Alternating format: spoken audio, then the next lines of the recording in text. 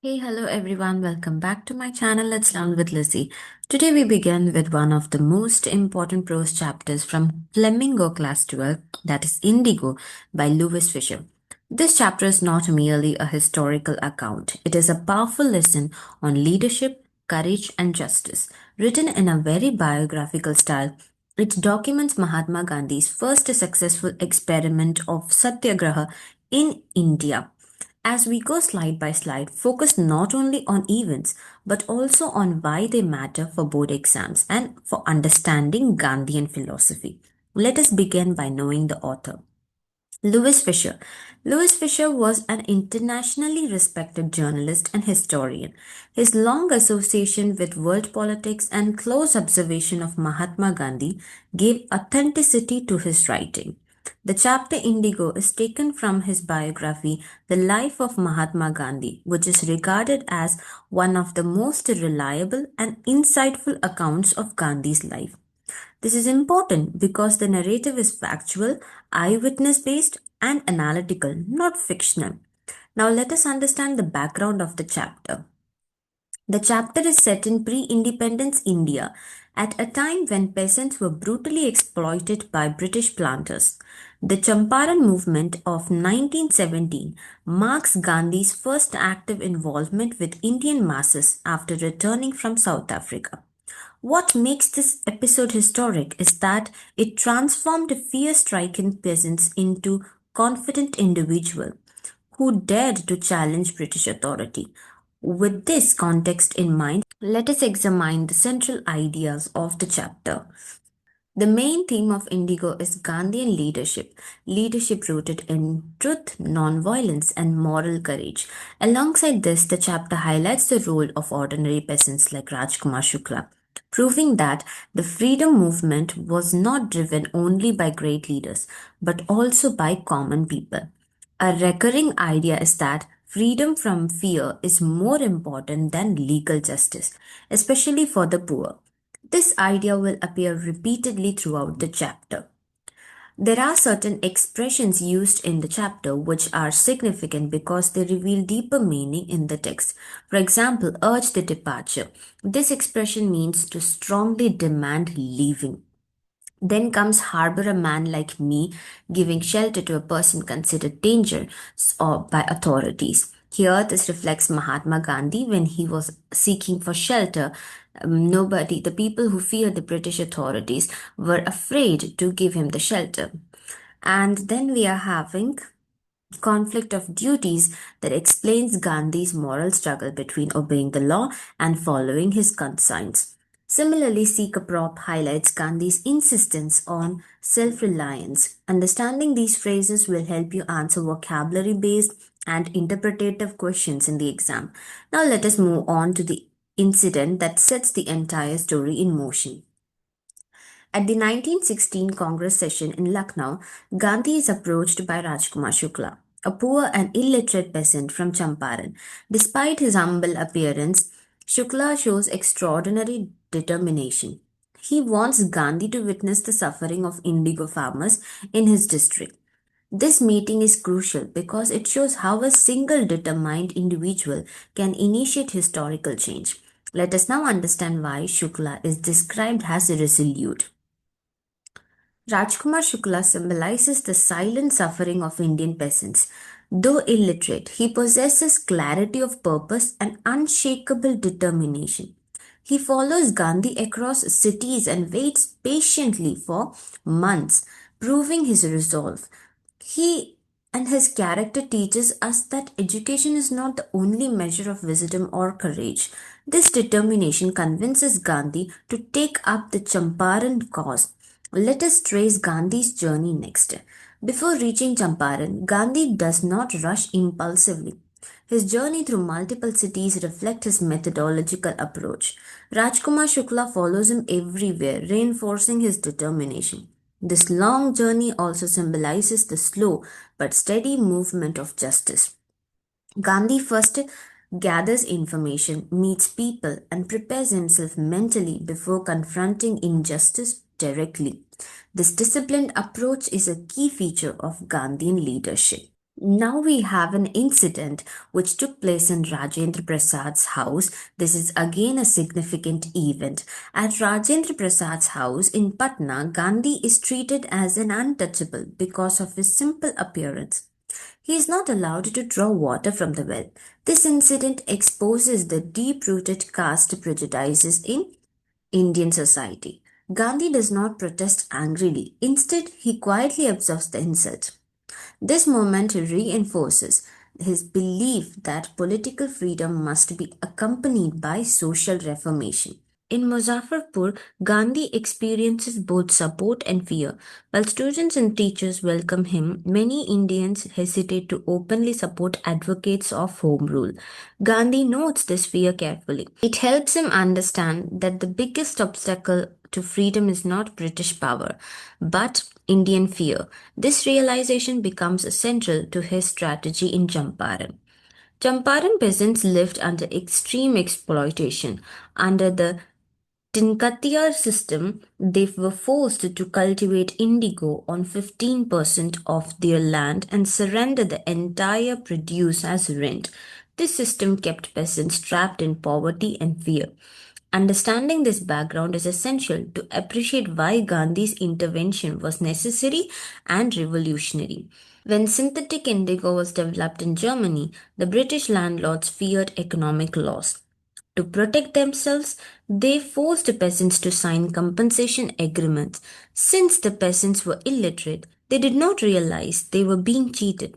This episode highlights the calculated cruelty of colonial exploitation and prepares the ground for Gandhi's legal and moral intervention. Gandhi begins his work peacefully by seeking facts. However, both the landlords, associations, and British officials refuse cooperation. The commissioner even bullies Gandhi and orders him to leave. Gandhi's calm refusal marks the beginning of civil resistance. Importantly, he does not react emotionally, he responds with firmness and dignity. At Motihari, Gandhi is officially ordered to leave Champaran. He signs the notice but writes that he will disobey the order. This act is not rebellion but moral resistance. Gandhi obeys his conscience over an unjust command, clearly defining the essence of Satyagraha. This moment becomes a turning point in the chapter. The next morning, Motihari witnesses an extraordinary scene. Thousands of peasants crowd the courthouse. They do not fully understand legal procedures or Gandhi's past struggles in South Africa. They only know that Mahatma, who came to help them, is being punished. This spontaneous gathering marks a psychological revolution. For the first time, the peasants shed their fear of British authority. This moment shows that mass awakening, not violence, is the true strength of a freedom movement. In court, Gandhi pleads guilty, but his statement transforms the trial into a moral lesson. He explains that he faces a conflict of duties, obedience to the law versus obedience to conscience. He disobeyed the order not out of disrespect, but because helping the oppressed was a higher moral duty. By refusing bail, Gandhi further demonstrates his fearlessness and sincerity. This speech is a classic example of Satyagraha in action. The lawyers who accompanied Gandhi initially appear confused and hesitant. When Gandhi asks what they will do if he is imprisoned, their response exposes their dependence on him. Gandhi firmly reminds them that the real issue is not his imprisonment, but the injustice suffered by the presence. This confrontation awakens their conscience, leading them to pledge full support. This marks a shift from professional self interest to moral responsibility. Soon after, the lieutenant governor orders the case against Gandhi to be dropped. This decision is historic. It marks the first successful instance of civil disobedience in modern India. Without violence or aggression, Gandhi proves that moral authority can overpower political authority. The peasants witnessed the power of truth and unity for the first time. Following the withdrawal of the case, an official inquiry commission is set up. Gandhi is the sole representative of the peasants, while landlords and officials dominate the rest of the panel. Thousands of peasants submit testimonies. This detailed investigation exposes systematic exploitation and builds an unshakable case against the planters. The movement now shifts from protest to constructive negotiation. When the planters ask Gandhi how much they must refund, they expect a demand for full repayment. Instead, Gandhi demands only 25%. This surprises everyone. Gandhi's objective is not monetary gain, but moral victory.